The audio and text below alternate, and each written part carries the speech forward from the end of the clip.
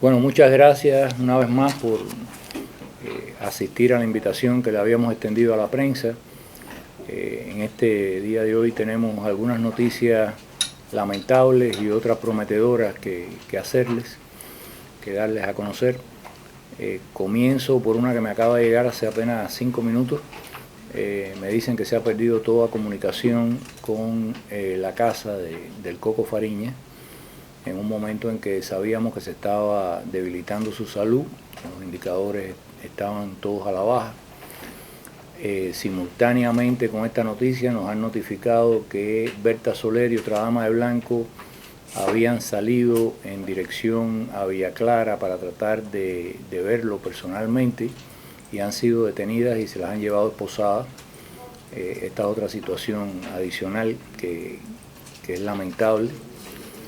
Y la vida ha querido que esta conferencia, que va a tratar de cuál es el problema por el cual la gente migra de Cuba y qué es lo que nosotros estamos pensando hacer para tratar en la medida de nuestras posibilidades de contribuir a evitarlo,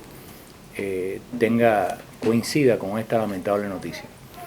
Si miramos detenidamente cuáles son las dos demandas de el Coco Fariña, una es que cese la violencia contra personas que tienen otras opiniones políticas.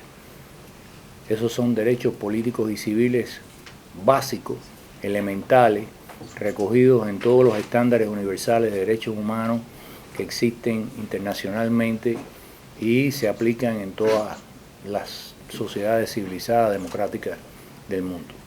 El derecho a expresión, el derecho a tener ideas propias, a expresarlas, a pensar lo que uno desee pensar y poderse asociar a otros por ese motivo. La otra demanda del Coco Fariña es una demanda en favor de derechos económicos y sociales. Lo que él ha pedido es que cesen los atropellos contra los cuentapropistas, que hemos visto multiplicarse en varios puntos de la capital, incluso de otras partes de la isla. Se han recogido en video estos enfrentamientos espontáneos entre la policía y un cuentapropista que a lo mejor está vendiendo fruta, o incluso la población que asiste a este escenario lamentable como clientes del cuentapropista. Entonces, ¿de qué se trata aquí? ¿Por qué la gente se va de Cuba? Acabo de leer una pieza más de propaganda de La Habana que ha sido publicada en un medio internacional, donde achacan esta situación de este éxodo a la ley de ajuste cubano y a la orden ejecutiva especial en relación a los médicos cubanos que están en el exterior. El gobierno cubano ha tenido a lo largo de más de medio siglo la capacidad de externalizar las culpas. Cada vez que hay un problema, sea porque fracasa una zafra o sea porque no se produce lo suficiente, cualquier cosa que ocurra en Cuba, nunca la culpa la asume el gobierno. Siempre la culpa la tiene un factor climático, la tiene otro gobierno, la tiene la voluntad divina, la divina providencia, pero jamás asumen la responsabilidad por sus actos y por su mala gestión. En este caso estamos ante el mismo fenómeno. Hablar de una crisis migratoria en Cuba es casi barbarizar el lenguaje. O sea, una crisis migratoria en Cuba la hemos estado presenciando durante décadas. De lo que podemos hablar hoy es del agravamiento de la crisis migratoria y de este posible éxodo potencial que se está acumulando en Cuba al haberse taponado las vías terrestres para los migrantes cubanos que tratan de alcanzar los Estados Unidos. El gobierno dice que esto se debe a la ley de ajuste cubano. Bueno, yo me pregunto si los españoles que salieron en masa en medio de la crisis de España a Suecia, a Alemania, a otros países que no estaban padeciendo la crisis de igual manera, debemos culpar a las visas Schengen y a los acuerdos de la Unión Europea por el problema, o debemos ver que la causa por la cual estos decenas de miles de españoles migraban era por la situación nueva económica y social que estaba enfrentando el país. Lo mismo podríamos decir de los griegos, lo mismo podríamos decir de otros países. Entonces, decir de que porque hay un acuerdo, una ley que favorece en alguna medida a los cubanos en relación con otras nacionalidades para entrar aquí, es la culpable de estos flujos migratorios, es una falacia. O sea, si en Cuba hubiera las condiciones para buscar un sueño cubano, la gente no buscaría un sueño americano. La gente se quedaría a buscar sus propios sueños y construir la prosperidad y la riqueza en el país en que nació. Por eso es que nuestro comunicado de hace un par de días lo llamábamos el derecho a no migrar. Porque las personas tienen el derecho a la movilidad, que les fue quitado por el gobierno cubano durante mucho tiempo. Y que se lo siguen quitando a los que están fuera, que no les permiten entrar a su país de forma normal, sin tener que pasar por el proceso humillante de tener que pedir una visa al gobierno que rige el país en el que se nació. Pero en el caso de estos flujos migratorios, decir que la ley de ajuste cubano es la responsable por estos flujos migratorios crecientes que se están produciendo es de un absurdo total. Si estas personas encontraran trabajo en su país, si estas personas pudieran prosperar, si estas personas pudieran mejorar sus condiciones de vida, estos flujos decrecerían en lo inmediato, si cambiaran ciertas reglas de juego dentro del país, y la gente comenzaría a de nuevo plantearse sueños que pudieran ser alcanzables dentro de las fronteras nacionales. Pero si un profesional que ha estudiado ingeniería, que ha estudiado arquitectura, que ha estudiado abogacía, si pasa al sector privado, no puede ejercer en su profesión, sino está condenado por ley a vender cucuruchos de maní, granizados en las esquinas, tratar de poner un restaurante, porque se le prohíbe por ley ejercer en su profesión, me parece a mí realmente de una fantasía notable el que nadie vea la conexión entre eso y el éxodo que estamos presenciando, y que se pretenda juzgar a una ley externa del problema del flujo migratorio. Si los cuentapropistas en Cuba ni siquiera pueden registrar sus negocios de forma legal para poder tener personería jurídica y poder defender sus intereses frente al Estado o frente a otra compañía, sino que todas estas personas que salen en la prensa, a veces en famosos y fastuosos paladares, resulta que lo único que son unos infelices trabajadores por cuenta propia que tienen una licencia solamente para vender productos alimenticios y bebidas, pero no han podido nunca registrar esa empresa que han creado con su sudor, iniciativa e imaginación de forma legal.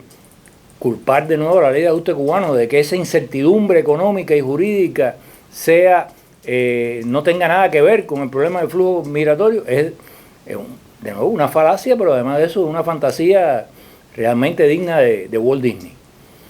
Entonces, ¿de qué estamos hablando?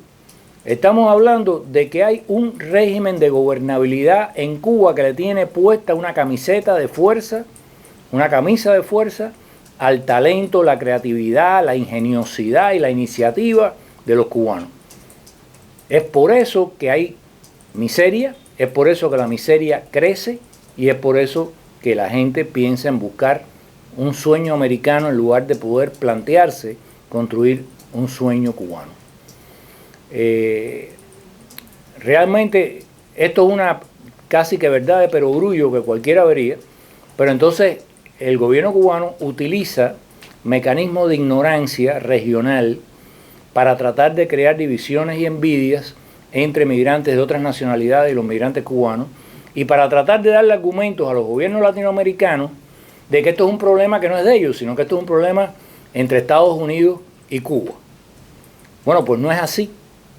No es así por lo siguiente: si usted es un emigrante colombiano, y me refiero a Colombia porque es el gobierno que se ha dedicado con una perversidad realmente notable en las últimas semanas en buscar y cazar a los emigrantes cubanos y presionarlos a que salgan de la frontera, empujándolos a una muerte casi segura en las selvas del Darién.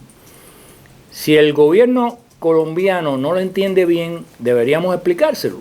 El problema que hay de diferencia entre un colombiano que emigra buscando más prosperidad en los Estados Unidos y un cubano que emigra es que cuando al cubano se le vence el permiso de salida, que antes era de 1 mes y después fue de 6 meses y después de 11 y ahora es de 2 años, ese cubano dejó de participar, residir y existir en Cuba.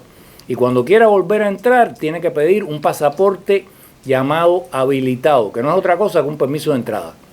Y ese señor tiene que estar en Cuba solamente por 1 mes, y si quiere estar por más tiempo, 2 meses o 3 meses, tendría que hacer gestiones de prórroga de ese permiso de estancia. Pero además no va a poder comprar una casa en su país con el dinero que ahorre en el extranjero, como hacen los ecuatorianos que están en España, que compran casas en Ecuador. No va a poder retornar a su país y hacer inversiones o incluso hacerlas a distancia en la economía nacional, porque simplemente todo eso está prohibido. No puede hacer ni siquiera negocios con sus parientes en Cuba, aunque estén metidos en el corralito de los 200 oficios medievales que ha autorizado el gobierno cubano. ¿Que hay gente que compra casas? Sí. ¿Que hay gente que ayuda a sus parientes a montar un negocio y deciden compartir las ganancias? Sí. Pero todo eso lo hacen violando las legislaciones estúpidas y criminales de Cuba. Entonces, ¿de qué estamos hablando aquí cuando tratamos de comparar un emigrante salvadoreño, colombiano, mexicano a un cubano? Estamos hablando en el caso del cubano, de una persona que tiene privilegios en el punto de llegada, pero tiene una situación increíblemente desventajosa comparativamente hablando en el punto de partida. Salir de Salvador, de México, de cualquier otro lugar para emigrar a los Estados Unidos no es igual que salir desde Cuba para emigrar a los Estados Unidos, por todo lo que representan represalias contra ese cubano que después es considerado, aunque no lo declaren en la nueva narrativa hipócrita de La Habana, un traidor, un vendepatria, etc. Si el gobierno cubano tuviera la menor dignidad, se habría presentado a ver las condiciones en las que estaban sus nacionales en Turbo, en la frontera en Panamá, en la frontera en Costa Rica y Nicaragua, lo hubiera visitado en Ecuador, hubiera hablado con ellos, se hubiera interesado por sus circunstancias, hubiera tratado de ayudar. Lamentablemente, y hay que reconocer el valor humano que esos gestos han tenido, la única ayuda que ha llegado a esas personas, salvo en el caso de Costa Rica, en que el gobierno se portó de una forma ejemplar, ha sido de los habitantes locales de esas poblaciones que le han prestado su solidaridad a los emigrantes cubanos. El gobierno cubano no tiene nada que ver con ellos. ¿Por qué? Porque los considera, al igual que todos los que estamos por acá, traidores, vendepatrias, en fin, cualquiera de los adjetivos peyorativos que ellos emplean en su propaganda para referirse a los ciudadanos cubanos en el exterior, aunque tengan la hipocresía de crear otras narrativas según sus conveniencias. Pero el trato objetivo, jurídico, legal, prueba, y en el caso de estos emigrantes, la ausencia del personal cubano diplomático ahí, prueba que cualquier narrativa tratando a la emigración como una cosa respetable es una mentira en la mentalidad de los cubanos del gobierno me refiero. Entonces, dentro de eso, ¿qué podemos hacer? Bueno, dentro de eso, nosotros estamos buscando cómo darle una expectativa de esperanza y de búsqueda de sus sueños en Cuba a estas personas, que puedan ejercer el derecho a no migrar, que puedan trabajar con una empresa extranjera de forma directa sin que se meta una empresa estatal como Acorec por el medio y se apodere del 80 o el 90% de su salario. ¿Cómo se hace eso? Se hace utilizando el trabajo a distancia. Hay plataformas digitales internacionales donde, vuelvo al ejemplo de los españoles, muchos españoles cuando vino la recesión ponían sus currículum en esos lugares y eran contratados por empresas de otras partes. ¿Cuál es la diferencia? Que en Cuba tampoco hay internet. Hay internet en una serie de puntos de Wi-Fi que publicitan como si hubiera sido el logro más grande de la humanidad.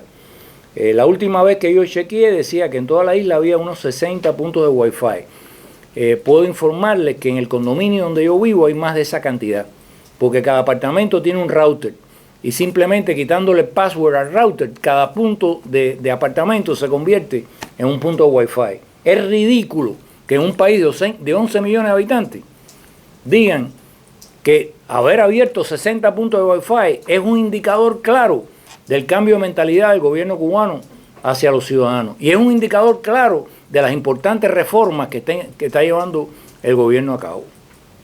Basta ya de fariseísmo, señores. Vamos a hablar por lo menos de la realidad. Y con la realidad en la mano vamos a ver cómo evitamos las tragedias humanas como la que leí ayer, de que una madre se le murió el bebito en medio de la selva tratando de llegar a Panamá y cometió un suicidio en medio de la selva. Yo no sé, yo no he podido verificar si esa historia es real o no, pero sí son reales los restos humanos que se encuentran los emigrantes a lo largo del camino. Eso está verificado con fotografía. Y es a esa situación a la que ha llevado la ignorancia y la insensibilidad de algunos gobiernos latinoamericanos. Paso a la página. ¿Qué estamos tratando de hacer?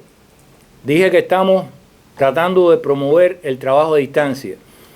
Nosotros tenemos nuestro propio paquete, que por supuesto no goza la tolerancia que tiene el gobierno con el otro, que es más entretenimiento. El paquete nuestro, ¿qué lleva?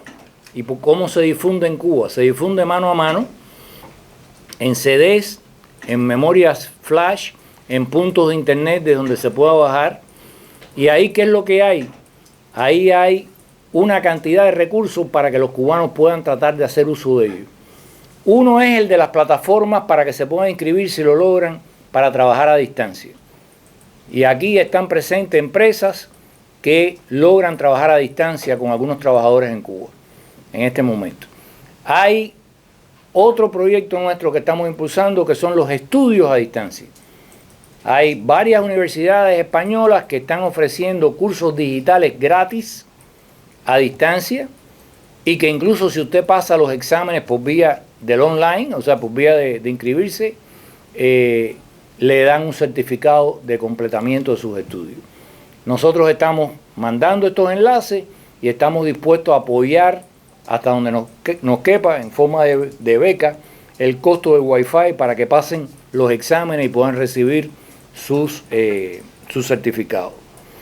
Y lo tercero fue una iniciativa que no fue nuestra, no fue una idea de la fundación, pero que cuando la conversamos con los que la tenían, nos pareció que era una cosa maravillosa y que debíamos de abrazar de inmediato. Y es la posibilidad de crear un banco de ideas para el presente y el futuro.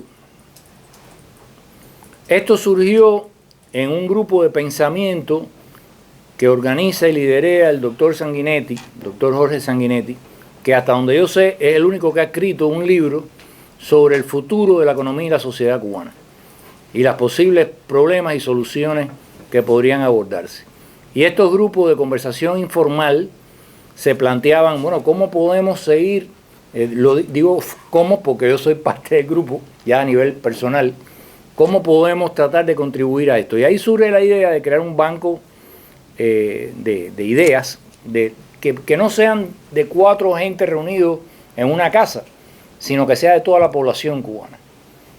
Que no necesariamente sea un profesional, que cualquier cubano que tenga una idea, que piense que puede ayudar a beneficiar y hacer avanzar la prosperidad, la riqueza en el país, la haga llegar. Entonces, ¿cómo hacer eso? Bueno, la modalidad que se nos ocurrió, esto es como dicen en Estados Unidos, a work in progress. Puede ser que tengamos otras ideas en el futuro nosotros mismos de cómo organizar esto, pero la primera idea que se nos ocurrió es hacer un concurso abierto a toda la población, sea cual sea la ideología, las ideas, las afiliaciones de esas personas. El único límite aquí es que no me salgan retratadas en un acto de repudio dando golpes a la dama de blanco. El que haga eso queda descalificado de participar en estos concursos. Pero usted puede ser lo que usted crea en términos filosóficos e ideológicos. Si usted tiene una idea que puede mejorar el país, usted es bienvenido en participar y mandarla. Ahora, la concepción del primer concurso es una pregunta abierta, que ustedes la tienen ahí en los papeles, y es en líneas generales cómo usted ve, cómo usted cree que sea posible liberar todo el talento, la iniciativa y la capacidad transformadora de las ideas de los cubanos para que el país progrese y pueda crearse riqueza. Esa es una idea de tipo general. Pero después hemos venido pensando, porque estos van a ser al menos 2 concursos al año, al menos, hemos venido pensando en que el próximo concurso ya adopte una modalidad más focalizada en aquellos temas que angustian a la población, que angustian al ciudadano a pie. O sea, no van a ser concursos de macroeconomía para estudiantes de economía o profesores de economía. Van a ser concursos de ideas focalizadas en cuáles temas: transporte, vivienda, alimentación, sistema de educación, sistema de salud pública. ¿Cómo podemos mejorar todos esos indicadores en el país? ¿Y qué iniciativas puede la gente, como individuos, como iniciativas privadas, pudieran emprender para mejorar esa iniciativa? A lo mejor en lo del transporte viene alguien y nos dice: yo tengo una aplicación que nos permitiría crear un sistema similar al Uber con todos los almendrones esos que hay en La Habana. Y todas las personas que quieran asociarse a este sistema, nosotros podríamos promoverla. Esa es una forma de mejorar el transporte, porque sería más eficaz la ubicación de los taxistas y demás. Bienvenida sea la idea, bienvenido sea si tiene la aplicación y si usted cree que puede promoverla. En ese caso, el premio sería bien una donación o bien un grant de capital semilla para que pueda abordar esa empresa, pueda hacerlo. Yo estoy seguro que algunos de ustedes están familiarizados con un programa que hay en la televisión que se llama Shark Tank, o el tanque de los tiburones. Bueno, esto va a ser un Marlin Tank, que son más amistosos, son además de aquí de la Florida, y ese grupo de personas puede valorar los proyectos que se le hayan presentado y decidir cuál es un proyecto que merece ser destacado, que merece ser premiado, que merece ser confiado para que se le entregue un capital semilla y pueda impulsarlo. Habrá otros proyectos que pasarán a la bóveda, pero bóveda abierta, del banco de datos, del banco de ideas, porque no son aplicables en lo inmediato, porque ahí no se sabe cuántas regulaciones que lo impiden y que el propio concursante podrá ponerlas en el diagnóstico. Hay este problema. Nosotros, con las mejores ideas, unas son aplicables en lo inmediato, otras no, vamos a recogerlas, a recopilarlas todas y vamos a ponerlas en un libro que se va a llamar Las mejores ideas para Cuba. A lo mejor son 100, a lo mejor son 50, pero las vamos a recopilar para los distintos sectores, los distintos temas, y las vamos a publicar, por supuesto, con todo el reconocimiento de las personas que hicieron esto. ¿Quiénes pueden participar en el concurso? Pueden participar los cubanos. El autor principal tiene que radicar en Cuba, el principal, pero ese autor es libre, si quiere, de formar un equipo para presentar su proyecto. El equipo puede constituirse con otras personas que radiquen en Cuba o incluso con cubanos que radiquen fuera de Cuba.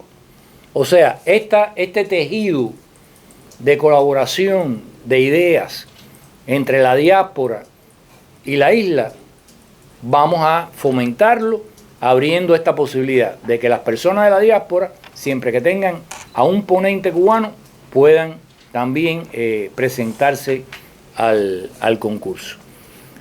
Aquí se habla mucho, como ustedes saben, de la remesa, pero siempre que se habla de la remesa, se habla de la remesa financiera. Nadie ha pensado nunca en las remesas de conocimiento. Y las remesas de conocimiento, ¿qué son? Son dos tipos de transferencia de bienes. El del capital humano, que tienen los que están afuera, o sea, el talento, los conocimientos, etcétera, y el capital social, del cual ha escrito muchas veces el doctor Sanguinetti, que son las relaciones que esas personas han ido creando en el exterior y que también pueden poner en función de un proyecto de la sociedad cubana. O sea, no es solamente transferir dinero, es transferir también conocimientos, habilidades y relaciones que permitan que estas cosas prosperen. Yo creo que nuestro impacto puede que sea pequeño en magnitud de capital que esté disponible para premiar concursos, no en la capacidad que tengamos de recolectarlo y publicarlo. Entre las empresas que tuvieron esta idea está Original Books, que publica libros aquí en Florida y que ha ofrecido sus servicios para publicar los resultados, o sea, la colección de ideas. Eso es otro dato que quiero dar, porque siempre los representantes del gobierno cubano dicen, ¿y ese dinero para esos concursos de dónde viene? Bueno, pues viene de los bolsillos privados de las personas que trabajan en este proyecto. Vienen de las 4 fundaciones que no necesariamente tienen que aportar cash, pueden aportar tiempo de trabajo, que es valorable, pueden aportar espacio de reuniones, que es valorable, pueden aportar bienes en especie, como la publicación de los libros, que es valorable.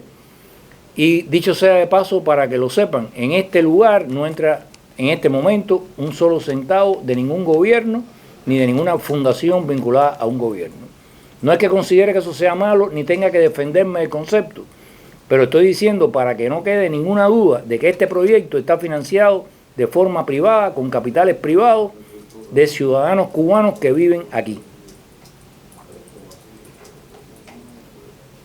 Había una película que se llamaba Clandestino, que quizás mucha gente vio en Cuba, donde en la época de Batista, no sé qué, y entonces una persona que al final la apresan y cogen presa a su mujer que estaba en estado, y el principal, que era el que estaban ellos buscando, grita a todo el barrio, no quiero invento mañana, ella está viva, lo dije aquí, no quiero invento mañana, estoy diciendo de que esto está financiado con capital privado. Entonces de lo que se trata es, nos encantaría que el gobierno cubano hiciera esto. Nos encantaría de que nuestro concurso quede opacado por una gigantesca iniciativa de las asociaciones en Cuba. Magnífico. Nos encantaría también que si la ponen en práctica no sea excluyente, porque nosotros hemos dicho aquí, esto no va a ser ideológicamente excluyente. Los retamos a hacer lo mismo sin que sea ideológicamente excluyente en Cuba. Que cualquiera pueda participar en un concurso organizado por la Asociación de Economistas de Cuba, pero que no le pongan a eso de que tiene que pertenecer al partido, tiene que tener una buena conducta y todas las demás cosas que sabemos que son excluyentes o pretextos para poder ser excluyentes contra ciertas personas. Y esa es básicamente la idea. Yo lo que quiero ahora es invitar a las personas que han venido, que fueron los promotores de esto en ese grupo, a que pasen acá y ustedes le pueden hacer preguntas y respuestas o ellos pueden hacer cualquier declaración adicional que quieran. Y yo paso a un plano secundario. Muchas gracias por la atención. ¿Pueden venir?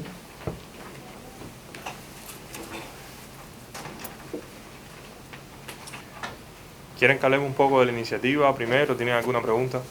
Si pudieran identificarse primero cada uno, por favor. Perfecto. Ladies first. Marlene Moleón, de Original Books. Mi nombre es Salvador Pascual, de Aperdaste. Jorge Sanguinetti, economista. Bueno, yo creo que primero empezamos a hablar un poco de la iniciativa y después cualquier pregunta que haya. Cuba necesita ayuda, hay problemas en Cuba, de muchos ángulos, pero es una iniciativa genial de buscar ayuda en el plano económico. que permita que la gente progrese dentro del país en vez de buscar soluciones como emigrar, poner su vida en riesgo, y que permita también que haya un incremento en la economía, un incremento en los negocios, y que todo, yo creo, todo el ambiente de negocios en Cuba se mejore, y por tanto también la condición de vida de los cubanos. La iniciativa es crear un concurso para recoger ideas. Yo no creo que quede mucho por decir después de lo que el señor Juan Blanco dijo, pero bueno, la iniciativa es crear un concurso para recoger esas ideas que existen en Cuba, que la gente tiene, pero no sabe cómo aplicar, no sabe cómo empezar, no tiene el financiamiento. Y debemos hacer una pequeña parte ahora que va a ser básicamente recoger esas ideas que hace, cuáles son los problemas principales que tienen los pequeños empresarios en Cuba, la gente que quiere empezar un negocio, la gente que ve una oportunidad, pero sin embargo tiene una fricción en ocupar ese espacio de oportunidad que existe, entender cuáles son los problemas principales que tienen esa gente para ver cómo le podemos dar solución. Esa es la primera parte de este proyecto. Y después viene una segunda fase que va a ser directamente recoger esas ideas e intentar darle apoyo a esos profesionales. No solamente apoyo monetario, no solamente darle un grant o darle un capital, un fondo sin devoluciones, sino también darle apoyo en el plano que más podemos hacer, que es en el plano educacional. No es coge tanto dinero, tú puedes hacerlo, no, es explicarle cómo se hace y también darle apoyo con recursos que, aunque no lo sepamos, existen aquí, están al alcance de todos y son los que permiten que la sociedad, que el ecosistema nuestro funcione correctamente, que la gente pueda emprender negocios. ¿Pudieras comentar un poco sobre tu iniciativa? O sea, y si hay ya alguna iniciativa de este tipo en la que cubanos del exilio y de Cuba estén trabajando juntos, digamos, con cuentapropistas. Sí, que conozco hay cientos. No creo que falten las iniciativas, más ahora que Cuba está trending. Creo que hay muchas iniciativas, creo que hay muchos buenos proyectos. Nada más hablando desde el plano económico, hay proyectos grandísimos como Cuba Emprende. No voy a mencionar uno por uno, pero hay muchísimos proyectos de este tipo. Creo que es bueno que hayan más, y creo que esa es la gran iniciativa que estamos planteando aquí, a crear uno más y además unir fuerzas con los que existen para intentar crear este ecosistema en Cuba, el mismo ecosistema que tenemos aquí. Déjame decir Sí, algo. por favor. Sí, bueno, esto es un proyecto que comienza. Estamos en primeras aproximaciones a ver qué es lo que podemos hacer en materia de ayudar el proceso evolutivo que sucede en Cuba, con todas sus incertidumbres. Yo tengo mi propia concepción personal que aporto y que me interesa intercambiar con otras personas preocupadas por el futuro de Cuba. Yo creo que hay 2 o 3 elementos fundamentales que hay que tener en cuenta en materia de ideas. Cuba, el gobierno cubano ha monopolizado la producción de ideas sobre lo que es el país y sobre el futuro del país. Entonces, en cierta medida, a pesar de que ha habido restricción en la libertad de pensamiento, en la libertad de expresión de pensamiento, el pensamiento mismo ha sido opacado por la propaganda, la falta de información, etc. O sea que ha habido un intento de restringir el pensamiento mismo, pero el pensamiento es libre. Nosotros tenemos la libertad, por lo menos física, de pensar. No nos restringen el pensamiento, no han inventado todavía la maquinaria de controlar el pensamiento del ser humano. Es una cosa terrible. Sin embargo, hemos dejado que el discurso sobre el futuro de Cuba esté dominado por el castrismo. ¿Y cuántas cosas hay que tener en cuenta en este aspecto?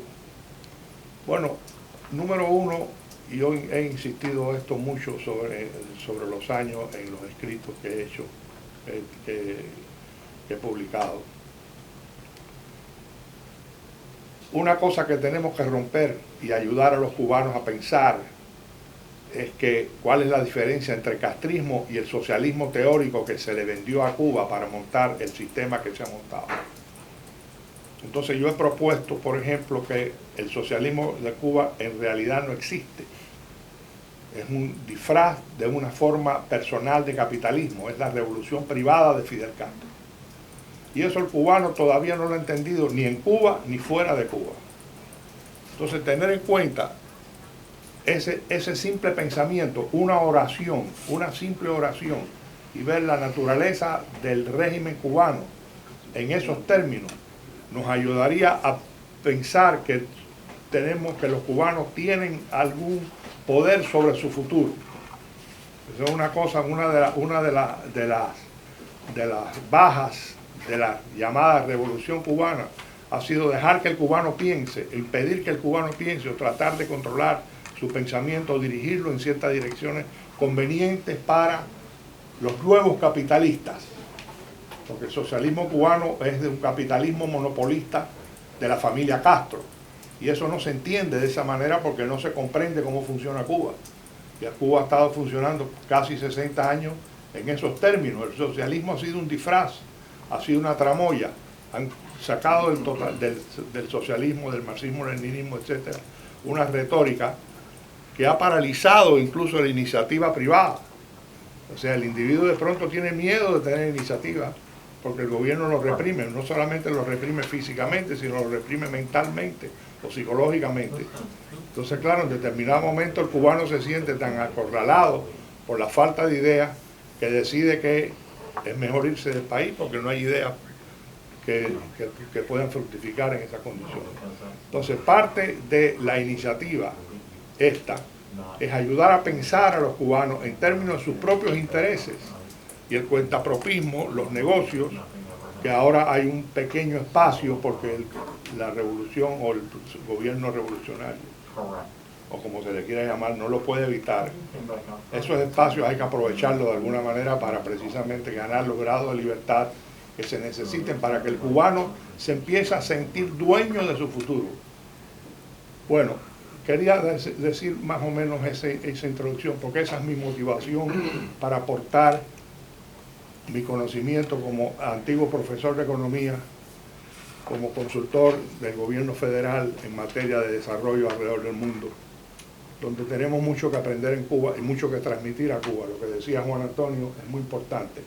Tenemos un capital humano, tenemos un endowment, una dotación de conocimiento y de experiencia que podemos transmitir a Cuba de muchas maneras distintas. La manera inmediata y que es muy prometedora en mi opinión es a través de estimular las ideas del cuentapropismo, de lo que tienen unos grados de libertad todavía muy restringidos, pero que tienen esos grados de libertad. Y ahí tenemos que tener en cuenta que el gobierno cubano se ha visto forzado al cuentapropismo. El gobierno cubano acepta el cuentapropismo porque no puede cargar con el empleo de todos los cubanos. Esa es una de las medidas mayores del fracaso del llamado socialismo cubano. La empresa privada castrista, que hay que verla en esos términos, porque favorece nada más que a un grupo muy pequeño de oligarcas tácitos y explícitos, de las dos maneras. Esa empresa no ha sido capaz de generar empleo para los cubanos. Eso es parte de lo que explica la ola de emigración permanente, no solamente la desesperación, sino el hecho físico de que no existe empleo porque el gobierno cubano no es capaz de generar empleo. Y aquí yo estoy hablando en función de mi propia experiencia como planificador en Cuba hasta el año 66, donde yo fui alto funcionario de la Junta Central de Planificación. Yo conozco la economía cubana en sus orígenes. Y sus orígenes de la economía cubana fue de un centralismo stalinista extremo, tan extremo que incluso los rusos tenían miedo del centralismo de Fidel Castro. Y estas son cosas que hay que transmitir, o sea, es una cosa interesante. Cuando uno habla con gente en Cuba, se da cuenta de que la revolución o este gobierno ha tratado de borrar la memoria inicial del proceso revolucionario. Y eso es una cuestión que la prensa debiera tener más sensibilidad frente a ese fenómeno extraordinario. Cómo el propio proceso que se llama revolucionario y socialista ha tratado de borrar su memoria inicial en términos de, por ejemplo, un ejemplo que viene muy al caso ahora, cómo Fidel Castro apoyó el embargo americano al principio porque le convenía en términos de su política de aislar a Cuba del resto del mundo. Y ahí hay toda una serie, hay documentación al respecto, pero que es una documentación furtiva. Yo, sí, adelante. Completamente de acuerdo. Creo que incluso podríamos traerlo otra vez a Déjame punto parar, no voy a económico. seguir, No. Perfecto. No, yo lo que quería decir que muchas veces uno se pregunta cuál es el mayor recurso en Cuba. Por supuesto ya no es el azúcar, no es el tabaco, no es el café, eso es parte ya de la historia cubana. Ahora se apuesta al turismo, pero yo pienso que el mayor recurso en Cuba es el talento y la creatividad del cubano. Y ese talento y esa creatividad está cautiva por el gobierno cubano. Y lo digo por experiencia, yo trabajé por más de 10 años en Cuba dirigiendo un equipo de diseño, tratando de desarrollar productos innovadores, muchos de ellos con mucho éxito, ninguno se llegó a la producción. Y por poner un ejemplo, en la década de los 80, cuando en Cuba se tenía el temor de que Reagan iba a atacar, se desvió todo el hormigón para hacer refugios militares. Eso suspendió las pocas construcciones de casas que se había. Yo con un equipo, entre ellos un ingeniero alemán, diseñamos unas vigas de cerámica, se construyeron 2 o 3 prototipos, se definió que no necesitaba grúas, era muy fácil, la gente las podía construir por su cuenta, eso quedó como un nuevo prototipo más, nunca se llevó a la producción. O sea, mientras en Cuba no se liberen estas fuerzas creativas, no se podrá llevar a cabo ese sueño cubano, porque en Cuba los sueños se han privatizado. Déjame decir una idea sobre la suya que me parece muy interesante. Hace poco tiempo estaba reunido con un joven emprendedor cubano que vino a visitar Miami y yo le pregunté cuál es la manera correcta de ayudar. ¿Ustedes necesitan dinero? ¿Ustedes necesitan fondos? ¿Ustedes necesitan qué tipo de ayuda ustedes necesitan? Y él dijo, nosotros lo que necesitamos es que ustedes nos entrenen, que ustedes nos enseñen cómo se hacen los negocios, que ustedes nos entrenen dónde está la oportunidad, cómo se encuentra esa oportunidad, se atrapa esa oportunidad, se le da forma y se convierte en un negocio, se convierte en un producto final. Y a mí me parece que esa es la iniciativa que estamos intentando llevar aquí. Crear una red en Cuba que funcione a través de las grietas que se han armado, dado que ha tenido que abrirse un poco a la privatización, completamente incipiente, completamente, no es ni por mucho lo necesario aún, pero existen estas grietas y a través de estas grietas crear una red donde en Cuba, si tú tienes una buena idea, tú puedes buscar y decir, voy a ir a ver un abogado que me va a decir si esta idea es viable, voy a ir a buscar un contador, voy a tener un espacio donde trabajar, voy a tener una persona que me entrene en negocio, tal vez incluso clases a distancia, voy a tener una persona que conozca, que ya tenga experiencia, que me pueda dar la educación que yo necesito, voy a tener la forma, voy a poder crear un plan y voy a sacarla a flote. Bajo las leyes que existen actualmente, voy a crear una cosa que sea productiva, que sea significativa y que traiga riqueza y prosperidad para el pueblo de Cuba. Esto es una pequeña forma de llegar todavía a recolectar cuáles son los problemas, pero en un futuro yo creo que esa es la idea que queremos. Sí, hay un concepto interesante en esto. O sea, en la medida que empecemos, quizás se puedan desarrollar más algunas ideas y ver un poco más la factibilidad del proyecto. El objetivo del proyecto es mejorar las condiciones de vida en Cuba, lo que conlleva de una manera u otra al ganar en grados de libertad para el pueblo cubano. Tengamos en cuenta,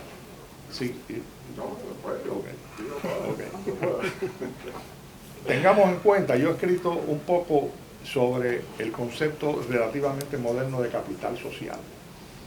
El capital social es algo invisible, o medio visible, pero no tan obvio. O se hace obvio cuando lo explicamos. ¿Qué cosa es el capital social? Es un concepto desarrollado en los últimos 20 o 30 años, más o menos, a partir de un libro de Robert Putnam, de la Universidad de Harvard, que se llama Bowling Alone, o sea, boleando solo, donde él indicaba una descomposición de las relaciones interpersonales a nivel comunitario que han establecido toda una serie de cambios sociológicos y económicos en el país, en los Estados Unidos. Capital social es el conjunto de relaciones interpersonales de una sociedad, de todo tipo, cualquier cosa que ustedes puedan pensar, las interrelaciones, relaciones sociales, culturales, religiosa, económica, política, cualquier cosa. El hecho de que usted tenga una tarjeta, un business card en el bolsillo, ya eso empieza a ser un átomo de capital social. Su Rolodex, o cuando había Rolodex, ahora su teléfono celular, sus contactos, eso es capital social. Yo he escrito varias veces que sobre las ruinas más importantes, cuando hablamos de ruinas de la Revolución Cubana, pensamos en los edificios derrumbándose, los centrales azucareros obsoletos y abandonados, etc. Pero no hablamos de las ruinas invisibles. Yo he hablado de las ruinas invisibles. Parte de las ruinas invisibles son precisamente las ruinas del capital social. La descomposición de las interconexiones, de las conexiones interciudadanas que empezaron con el éxodo. El éxodo es una forma de disolución del capital social que a veces trata de recuperarse en el extranjero, pero no se lo logra, por supuesto, completamente. Y todas las relaciones de negocios son capital social, las relaciones de familia son capital social. Y para nosotros tener una sociedad que podamos aspirar a que tenga una sociedad civil, que a su vez lleve a una democracia, y hay que encadenar esos conceptos. Capital social es el cemento de los ladrillos de la sociedad civil. Sin capital social no es posible la sociedad civil. Cuando estamos hablando de sociedad civil, a veces hablamos de la estructura que sabemos que existe en otros países, pero no sabemos cómo montarla. Y no sabemos cómo montarla porque no hay capital social. Usted no puede armar su capital, su sociedad civil, y mucho menos una democracia, sin que los ciudadanos interaccionen o se interrelacionen de alguna manera entre sí. Dentro de eso, el concepto de confianza interpersonal es absolutamente esencial. Por ejemplo, uno de los grandes triunfos de la Revolución Cubana de Castro es haber diluido la confianza interpersonal. El cubano no confía en el cubano. Por eso cuando la gente se pregunta, ¿y por qué no hay rebelión? ¿Por qué no se lanzan en la calle? Usted no está loco para lanzarse a la calle. Usted no se lanza a la calle desde su casa, de pronto decide lanzarse a la calle a hacer una demostración. Usted tiene que tener una organización, aunque sea mínima, para poder hacer algún tipo de actividad de esa naturaleza. Pero en el desarrollo de los negocios es imprescindible que exista interrelaciones entre las personas dedicadas al negocio. Si aparte del capital social son las asociaciones industriales. O sea que en esto el cubano que se desarrolla en el cuentapropismo va a tener que desarrollar sus propias relaciones con otros cuentapropistas, porque tienen intereses comunes. Y tengamos en cuenta, y aquí voy a dar un salto medio conceptual, tengamos en cuenta que cuando estudiamos los orígenes de la Revolución Americana empezó con las protestas de lo que sería el equivalente hoy de cuentapropistas en este país, hace 200 y tantos años. O sea, fue resentir la imposición del Imperio Británico sobre los negocios, lo que dio lugar a la Revolución Americana. La búsqueda de independencia fue empezar como una independencia económica. Y de hecho, cuando vemos incluso la propia historia de Inglaterra, vemos que Magna Carta fue resultado de una protesta contra los intereses, contra las restricciones económicas de Juan Sin Tierra en el siglo XIII. O sea, tenemos que en ese sentido que aprender de la historia, y en términos de ideas, estamos hablando de un banco de ideas, poder transmitir algunas de estas ideas allá para que los individuos se ubiquen dentro, no solamente dentro del estrecho margen de un negocio específico, sino que como ese negocio específico depende del desarrollo de otros negocios y de otras formas de colaboración. Exactamente, crear la infraestructura de negocio. Exactamente. ¿Pregunta? Sí, ahorita preguntaba, pero por supuesto, el doctor Sanguineta, el cual aprecio mucho, le digo mucho, no sé si mucho, que me ha caído, tenemos que estar aquí frente a él, y sin demorar la presencia de ustedes también, por supuesto. Usted había lanzado la pregunta, ¿cuáles son las restricciones que puede haber para ese poder? Yo pienso que la primera restricción, en primer lugar, es que en Cuba no existe un reconocimiento explícito de la propiedad privada, o sea, no está en la Constitución ni en el Derecho Fundamental. De modo que el contrapropismo en Cuba es el resultado de la concesión de licencias que con la misma facilidad que el gobierno la concede, la puede retirar. O sea que el riesgo país en Cuba es enorme. Es un país o un modelo que ha tenido un comportamiento muy pendular y muy impredecible. Pero, de todas formas, cuando uno hace un análisis de las transiciones en el centro de Europa del Este, aquellos países que lograron mejores transiciones económicas, en el sentido de las transiciones exitosas, fueron aquellos que antes de que se hubiese diluido el sistema totalitario ya habían formas pequeñas, propiedades, no sé qué, de modo que esos países habían adquirido cierto entrenamiento en desarrollar una riqueza que es muy importante, que se llama el emprendimiento. Es esencial para la prosperidad, no solamente el capital humano, o sea, el conocimiento, sino el emprendimiento.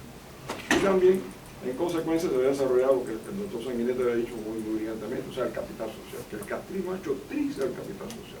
Y fomentar el capital social de ahora es muy bueno, pero yo pienso que el proyecto debe tener una concepción donde este emprendimiento y esta emergencia de la propiedad privada del sector empresarial en Cuba no cree una dependencia total donde el gobierno elija cuáles son los emprendedores y sean sus emprendedores y sean sus súbditos políticos. Entonces el gobierno va a crecer, pero con un empresariado que van a ser sus subordinados.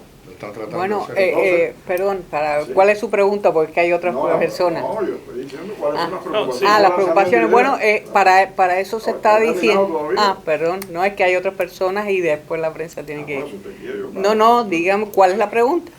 ¿Cuál es la pregunta? Yo transmitir mi experiencia. Yo provengo de Camajuaní, en la provincia de Veracruz. En Camajuaní, el castrismo por poquito destruye totalmente el capital social. Pero finalmente, de generación en generación, siempre algunos jóvenes que se convirtieron en unos emprendedores exitosos. Hay un sector de zapateros y en los textiles, básicamente, también en la agricultura y en alguna medida más estudios, donde han triunfado, pero que últimamente ha habido un ataque frontal contra ellos. Muchos de ellos están encarcelados, acusados, etc. Porque la otra cuestión es que el marco jurídico es tan estrecho que para poder operar una empresa privada o un contrapropismo, todo el mundo tiene que salirse y desbordar ese marco estrecho. Entonces siempre hay un motivo para que puedan ser impugnados y llevados a juicio. Es lo que quiere decir.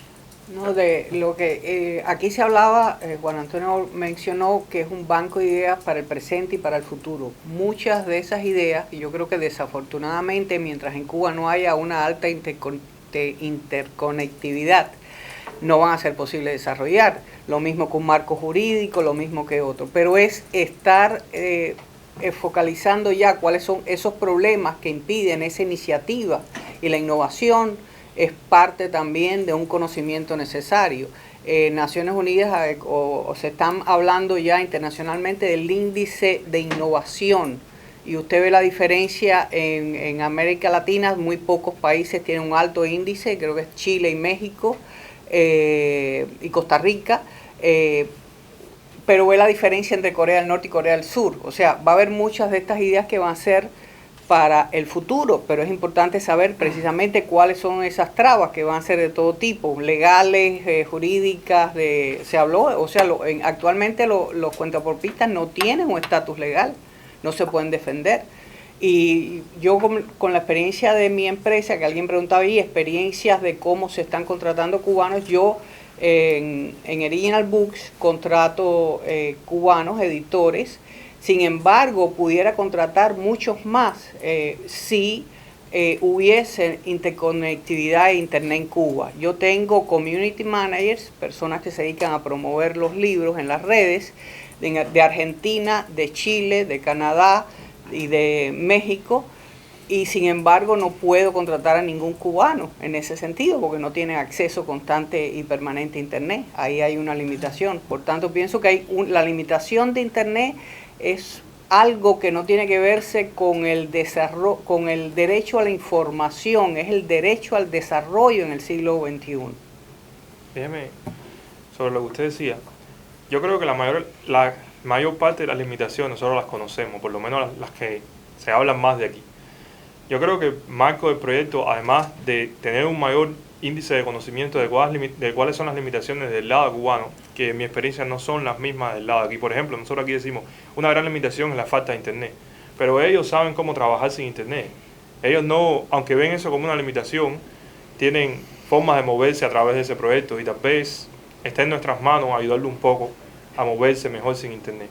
Pero bueno, el punto no es ver las limitaciones, sino ver las soluciones. En este momento en Cuba, Cuba tiene un potencial creativo gigante. Hay emprendedores que están haciendo el Yelp cubano que funciona en este momento, el Google Maps cubano que funciona en este momento. Hay emprendedores que están haciendo routers que dan acceso a internet a mucha más gente. Hay emprendedores que están intentando llevar recursos de internet hacia allá. Hay una infraestructura que está incipiente que parece a las que teníamos los 50 aquí en Estados Unidos, pero la idea del concurso es utilizar la infraestructura que existe en Cuba para crear una net que pueda acoger muchas más gente y que pueda ayudarlos a unirse a la infraestructura y ayudar al sistema de negocio. En Cuba hay revistas como Vistar, por ejemplo, donde la gente puede poner anuncios, hacer advertisement, reconocer sus restaurantes. Sin embargo, hay una falta de conocimiento tan grande que incluso la gente que podrían usar esos recursos teniéndolos al lado no saben cómo llegar a ellos. Y ese es en lo que nosotros podemos ayudar. Podemos crear la misma red que existe aquí, podemos coger esas ideas y podemos buscar soluciones cubanas con las que empatarlo y podemos hacer que prosperen en mucho mejor índice, a pesar de que no exista la comunicación que nosotros tenemos aquí de internet, a pesar de que no exista el marco legal que nosotros tenemos aquí. Yo creo que las dificultades son obvias y está bien que se planteen. O sea, obviamente el gobierno cubano no tiene ninguna vocación por el cuentapropismo. El cuentapropismo empezó al principio de los años 90 con el periodo especial como una medida de emergencia, porque el gobierno no podía tener empleada a toda esa gente. Entonces los deja. Y ahora, de nuevo, y de hecho cuando empieza el cuentapropismo, el gobierno claramente indicó que tan pronto se normalizara la situación, todos los cuentapropistas regresarían a empresas estatales. Y eso se olvidó, la gente hablaba de reformas, cuando en realidad las reformas no tenían no tenían ninguna intención de permanencia, sino que era una cuestión de emergencia. Ahora, sin embargo, han tenido que aceptar el hecho de que ellos no pueden generar empleo. Eso es un dato importante que hay que tener en cuenta. Una característica esencial de la economía cubana es su incapacidad de generar empleo. Por lo tanto, tienen que privatizar la pobreza del individuo. Le dice, yo no te puedo seguir empleando, no puedo estar a cargo de tu pobreza, tú estás a cargo de tu pobreza, vete para la calle, inventa tu negocio. Esa fue una manera, y Raúl Castro lo anunció cuando dijo que tenía que sacar 1 millón de trabajadores de la nómina estatal. O sea, esos son elementos en los juegos de estrategia, son elementos que hay que tener en cuenta. Entonces, ¿ahora qué hay? Bueno, tenemos que aprovechar la debilidad del gobierno cubano para precisamente avanzar en otras direcciones. Pero parte de ese avance tiene que ser en nuevas ideas y muy en especial en desarrollar la idea de que la gente puede, si se combinan, si se organizan de alguna manera, no de una manera necesariamente antagónica para comenzar, pero si se organizan en función de sus intereses como cuentapropistas o como ciudadanos de ciertas comunidades, pueden mantener más o menos, pueden avanzar en alguna dirección. Yo creo que en esa línea de pensamiento, crear los bancos comunitarios, o sea, que un grupo de cubanos unan sus recursos, ¿sabes? Cuentapropistas, pueden crear un banco y ellos mismos fomenten el crédito con un apoyo, una supervisión, ¿sabes? Un punto de vista de asesoramiento e inclusive eventualmente dinero para salir en auxilio de esos bancos si caen en una emergencia. Me parece que eso también, que el crédito es importante en eso. Esperemos que tengamos aquí en Cuba con esas ideas, definitivamente, eso es una excelente idea. Esperemos que haya gente en Cuba también con esas ideas y que quieran apoyar de esa forma. Claro, estamos caminando por un terreno movedizo y cenagoso. El problema es caminar. Hay más preguntas, tenemos preguntas, o sea, o tenemos nada más que respuestas. O sea, me llama la atención de que no haya preguntas. Y yo creo que, como yo le decía a mis estudiantes hace años, nosotros no tenemos que saber la respuesta, primero tenemos que saber las preguntas antes de los exámenes, pero me llama la atención de que no tengamos preguntas. Ahora, yo tengo una pregunta que es esencial. ¿Cómo el proyecto consigue o cómo está planteado de forma tal de que los cuentapropistas que se inserten en este proyecto puedan tener alguna garantía, alguna seguridad de que el gobierno no les dé un plumazo no les va a quitar? ¿Cuál es la garantía? ¿Cuáles son los recursos legales? No hay garantía. No, hay no hay garantía. Bueno, pudiera ser, mira, a través de un banco, por ser en Cuba, no sé qué, sea el crédito de un banco, si el gobierno atentar a contra eso, buscaría un problema con ese banco, o cuestión con otro, una cadena de bancos, de alguna manera que Si haya un nosotros amarre, dijéramos que hay una garantía, no creo que firme podamos de decir que empezar. conocemos el gobierno cubano. No hay garantía. Pero Con el este punto o- es que aquí en Estados Unidos yo creo que porque las cosas han ido tan bien, porque la gente no se rinde, la gente no se vence. Aunque haya problemas, la gente busca la forma de cambiarlo. En Cuba hay muchos problemas, pero tú sabes, si la gente se rinde y dice, no, no podemos hacer esto, no podemos hacer lo otro, no podemos tener Google Maps porque no hay internet. Hay gente en Cuba ahora mismo teniendo Google Maps sin internet. Han buscado la forma, usando el GPS del teléfono, usando soluciones tecnológicas. Eso es lo que queremos, a lo que queremos darle fuerza. Eso puede entender en cuestión de la tierra, el crédito a la tierra, potencial al propietario como agrícola. También. Encantado. Encantado de haber estado. Estoy con ustedes, me aviso, yo también.